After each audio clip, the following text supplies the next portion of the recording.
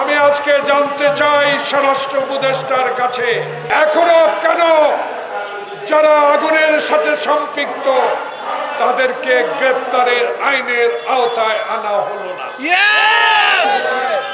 তাই সতর্ক আমরা কম করি নাই, সতর্ক এখনো আপনাকে করতে চাই।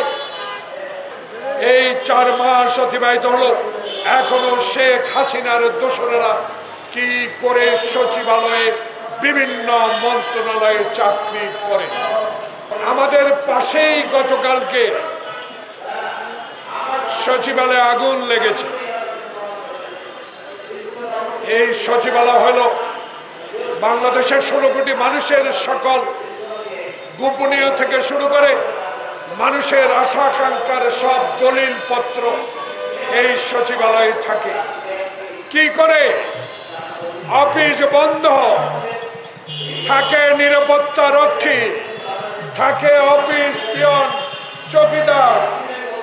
আমি আজকে জানতে চাই স্বরাষ্ট্র উপদেষ্টার কাছে, আপনাকে তো মুখের রক্তের বিনিময়ে, খোকনের রক্তের বিনিময়ে সচিবালয়ে যেই পতাকার জন্য খালি পায়ে যুদ্ধ করে দেশ স্বাধীন করেছি, সেই স্বাধীন দেশের পতাকা আপনাকে আপনার গাড়িতে দেওয়ার ব্যবস্থা করেছে খোকন মুগ্ধের রক্তে।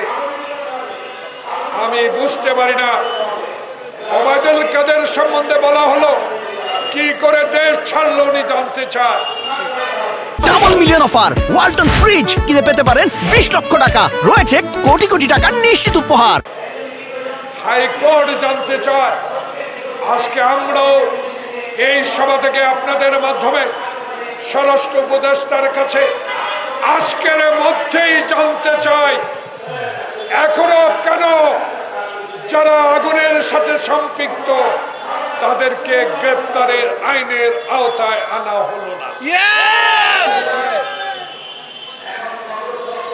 আমরা তো এইখান থেকেই আমাদের নেতা মির্জা ফখরুল ইসলাম, আমাদের প্রিয় নেতা 10,000 কিলোমিটার দূর থেকে এই সরকারকে সমর্থন দিয়ে বলেছে আমরা আপনার সাথে আছি, আপনার সাথে থাকব যতদিন না পর্যন্ত আপনি এই দেশে একটি সুষ্ঠু নির্বাচনের ব্যবস্থা না করবেন।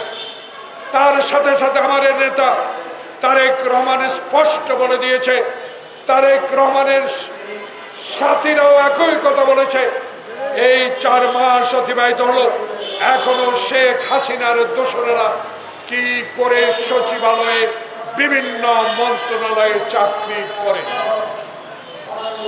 তাই সতর্ক আমরা কম করি নাই, সতর্ক এখনো আপনাকে করতে চাই।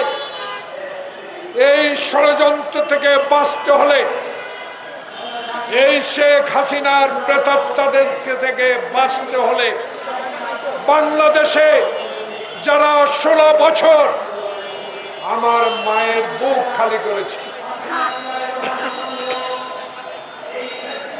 যারা আমাকে আয়না ঘরে নিয়েছে, যারা আমার গণতন্ত্রকে গলা টিপে হত্যা করেছে, তাদের সহচরেরা বারবার বলার পরেও কেন সচিবালয়ের মতো গুরুত্বপূর্ণ জায়গায় এখনো বহাল আছে। তাই আমাদের বক্তব্য সুস্পষ্ট ছিল, আমাদের নেতা তারেক রহমানের বক্তব্য স্পষ্ট ছিল। আমরা ক্ষমতার দখলের জন্য রাজনীতি অতীত করি নাই।